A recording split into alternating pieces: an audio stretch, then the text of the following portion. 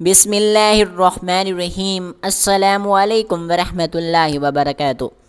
یہ وہ زمانہ تھا جب دنیا کے کئی حصوں میں جنگ کے شعلے بھڑک رہے تھے، شہروں کے شہر اجڑ رہے تھے، قافلے راستوں میں لٹ رہے تھے، مسافر اپنی جان بچانے کے لیے سفر کرنے سے گھبراتے تھے، اور جہاں صلیبی لشکر پہنچتے وہاں خوف کی ایک نئی داستان جنم لے لیتی تھی۔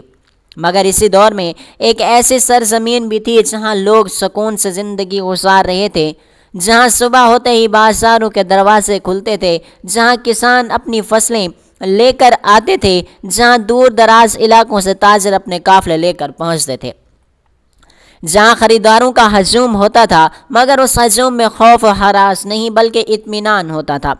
وہ سرزمین مصر کی پاک سرزمین تھی، اور اس وقت مصر کی حکومت میں ایک ایسے بہادر لیڈر اور معاملہ فہم حکمران کے ہاتھ میں تھی جس کا نام دشمنوں کے دلوں میں خوف اور مظلوموں کے دلوں میں امید پیدا کرتا تھا۔ وہ تھے سلطان صلاح الدین ایوبی رحمۃ اللہ علیہ۔ سلطان کی حکومت میں بازاروں کی رونق دیکھنے کے قابل تھی۔ صبح سویرے ہی دور دراز علاقوں سے اونٹوں کے قافلے شہر میں داخل ہونا شروع ہو جاتے تھے۔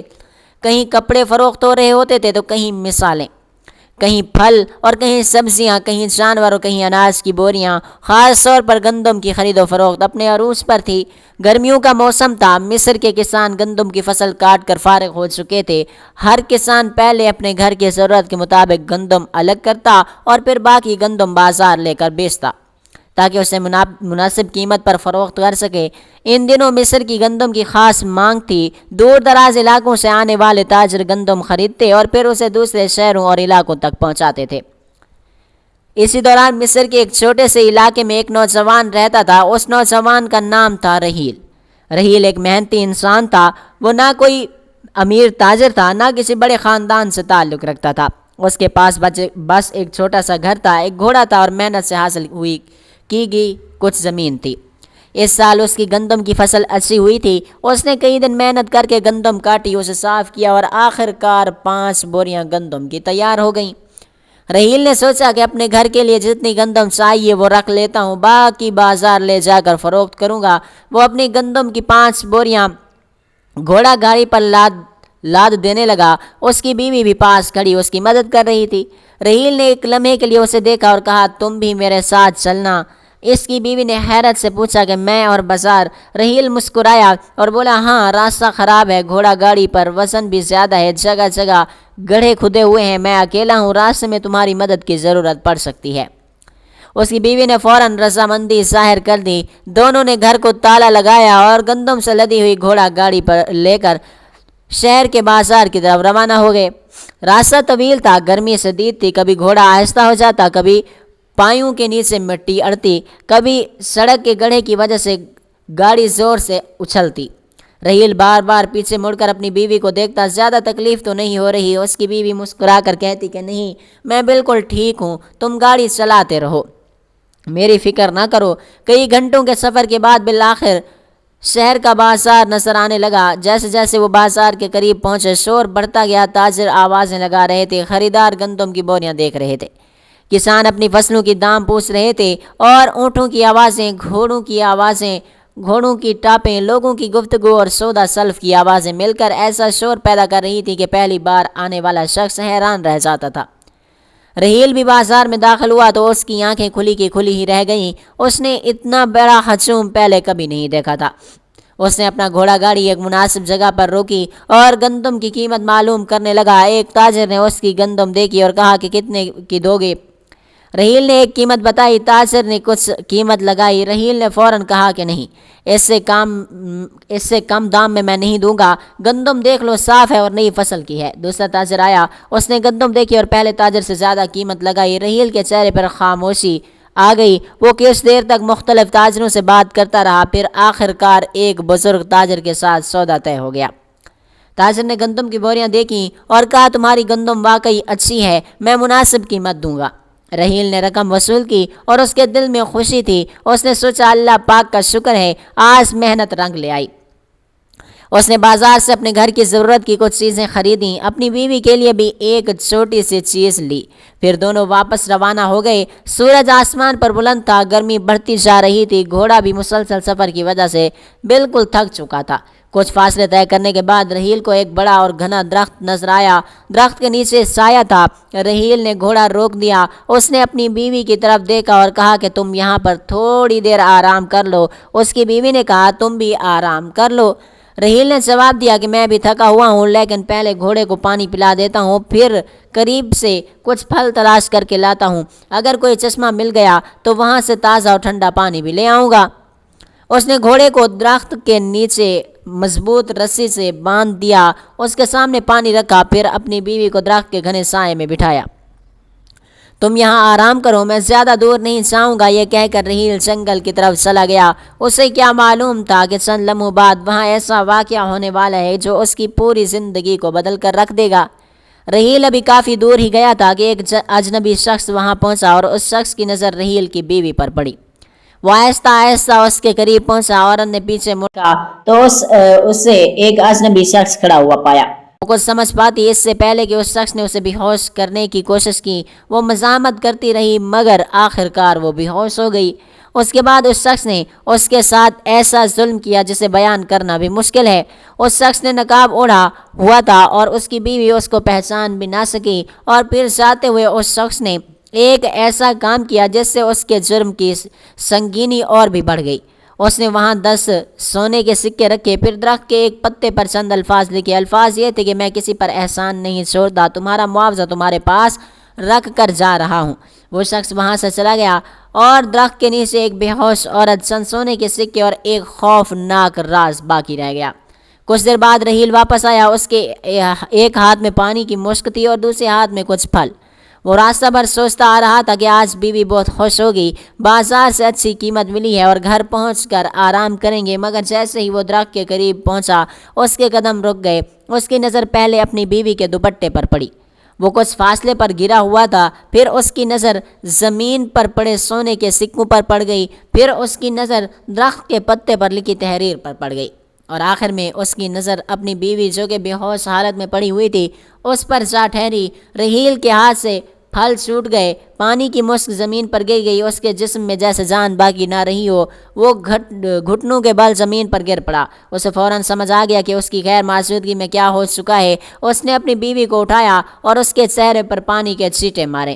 آنکھیں کھولو۔ کچھ لمحوں کے بعد اس کی بیوی نے آنکھیں کھولی۔ رحیل نے کانپتی ہوئی آواز میں پوچھا کہ تمہارے ساتھ کیا ہوا ہے؟ اس کی بیوی نے آنکھیں بند کر لیں اور روتے ہوئے کہا کہ مجھے نہیں معلوم، میں یہاں بیٹھی تھی، اچانک پیچھے سے کسی نے میرے منہ پر کپڑا رکھا، میں نے خود کو چھڑانے کی بہت زیادہ کوشش کی مگر میں بے ہوش ہو گئی۔ اس کے بعد مجھے کچھ معلوم نہیں۔ وہ کچھ دیر خاموش رہی، پھر بولی لیکن میرا جسم ڈر سے ٹوٹ رہا ہے، مجھے ایسا لگتا ہے کہ کسی نے میرے جسم کو جھنجھوڑ کر رکھ دیا ہے۔ رحیل کی آنکھوں سے آنسو بہنے لگے۔ وہ اپنی بیوی کے سامنے گھٹنوں کے بل بیٹھ گیا، مگر اس وقت اس نے وہ بات کہی جس کی شاید اس کی بیوی کو سب سے زیادہ ضرورت تھی۔ اس نے کہا کہ تمہاری کوئی غلطی نہیں ہے۔ اس کی بیوی نے روتے ہوئے اسے دیکھا۔ رحیل نے کہا کہ میں تمہیں کبھی قصوروار نہیں سمجھوں گا، تم میرے لیے آج بھی اتنی ہی پاک ہو اور قابل عزت ہو جتنی پہلے تھی۔ یہ الفاظ سنتے ہی اس کی بیوی پھوٹ پھوٹ کر رونے لگی۔ دونوں ایک دوسرے سے لپٹ گئے۔ اس ویران جگہ پر ان دونوں کے سوا اور کوئی نہیں تھا، نہ کوئی مدد کرنے والا تھا اور نہ کوئی ان کا دکھ سننے والا تھا۔ کچھ دیر بعد رحیل نے اپنے آنسو صاف کیے اور اس کے چہرے پر غم کے ساتھ ایک عزم بھی پیدا ہو چکا تھا۔ وہ بولا میں اس شخص کو تلاش کروں گا، اور اس کی بیوی نے ڈرتے ہوئے کہا کہ لیکن اگر وہ لوگوں کو معلوم ہو گیا تو؟ رحیل نے کہا میں تمہاری عزت کو کسی کے سامنے نیلام نہیں ہونے دوں گا، لیکن جس نے یہ ظلم کیا اسے سزا بھی ملنی چاہیے۔ اس کی بیوی نے کہا کہ تو پھر ہمیں قاضی صاحب کے پاس جانا چاہیے۔ رحیل نے سر ہلایا اور دونوں قاضی کی عدالت کی طرف روانہ ہو گئے۔ قاضی صاحب نے دونوں کو دیکھا تو ان کے چہروں سے اندازہ ہو گیا تھا کہ کوئی بڑا معاملہ ہے۔ رحیل نے دوبارہ دروازہ بند کروایا اور پوری بات بیان کر دی۔ قاضی صاحب خاموشی سے سنتے رہے۔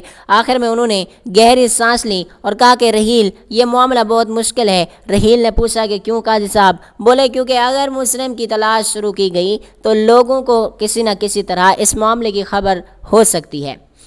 رحیل نے فوراً کہا تو پھر اسے تلاش نہ کریں۔ قاضی صاحب نے حیرت سے پوچھا تم ابھی تو کہہ رہے تھے کہ مجرم کو سزا ملنی چاہیے۔ رحیل نے سر جھکا کر کہا کہ جی ہاں، لیکن میں اپنی بیوی کی عزت کو دوبارہ لوگوں کے زبانوں پر نہیں دیکھ سکتا۔ قاضی صاحب نے کچھ دیر سوچا، پھر اچانک بولے، اگر تم واقعی چاہتے ہو کہ معاملہ خاموشی سے حل ہو جائے تو ایک راستہ ہے۔ رحیل نے فوراً سر اٹھایا، کون سا راستہ قاضی صاحب نے کہا کہ آج سلطان صلاح الدین ایوبی رحمۃ اللہ علیہ کوہرا کے بازار میں آنے والے ہیں۔ رحیل خاموش ہو گیا۔ قاضی نے کہا کہ میں یہ معاملہ سلطان کے سامنے پیش کروں گا۔ رحیل کی آنکھوں میں امید پیدا ہوئی، کیا سلطان ہماری مدد کریں گے؟ قاضی صاحب نے جواب دیا کہ سلطان کے سامنے مظلوم کی فریاد جائے اور انصاف نہ ہو، یہ کیسے ممکن ہے؟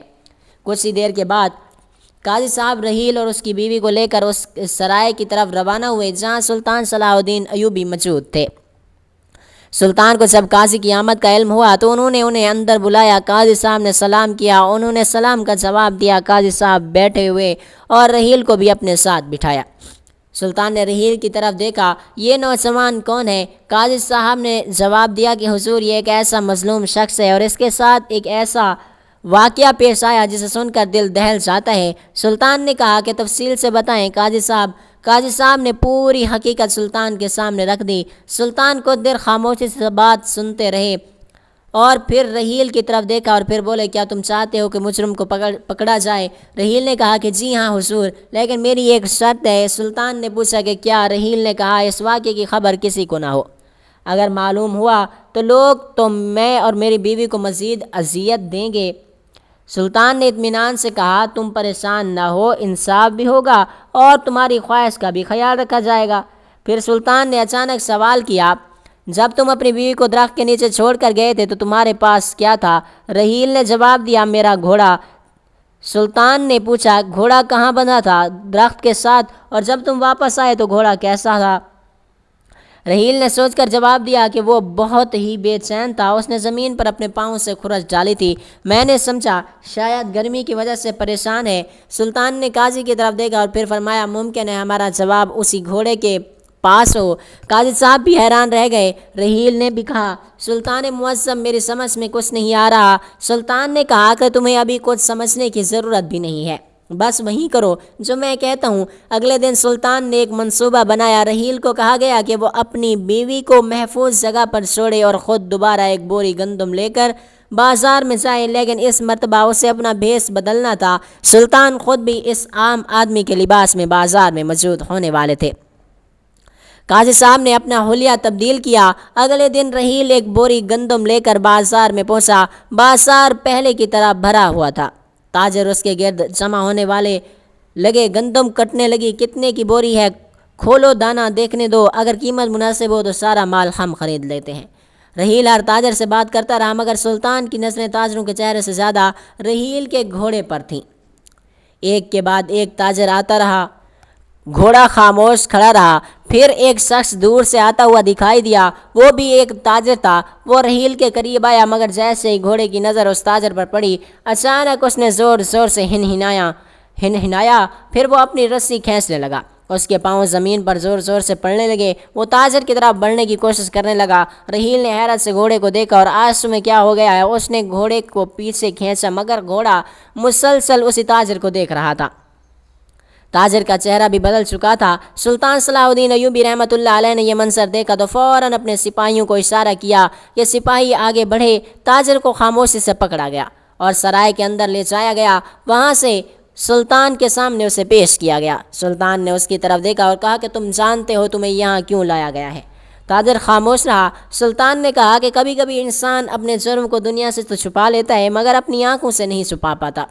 تاجر نے نظریں جھکا لیں۔ سلطان نے مزید کہا، اور کبھی کبھی انسان سے زیادہ سچ ایک بے زبان جانور بتا دیتا ہے۔ یہ سنتے ہی تاجر کے چہرے کا رنگ اڑ چکا تھا۔ سلطان نے رحیل کو بلایا۔ رحیل بھی حیران کھڑا ہوا تھا۔ اس نے سلطان سے پوچھا کہ سلطان معظم، یہ کیسے ممکن ہوا؟ سلطان نے گھوڑے کی طرف اشارہ کرتے ہوئے کہا کہ یہ گھوڑا تمہارے ساتھ اس دن موجود تھا، تم جنگل میں پانی لینے گئے، یہ گھوڑا وہاں بندھا ہوا تھا۔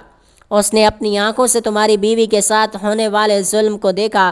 رحیل نے حیرت سے گھوڑے کی طرف دیکھا۔ سلطان نے کہا کہ یہ بول تو نہیں سکتا، اس لیے تمہیں کچھ بتا نہیں سکا، لیکن اس نے مجرم کو بھلایا نہیں۔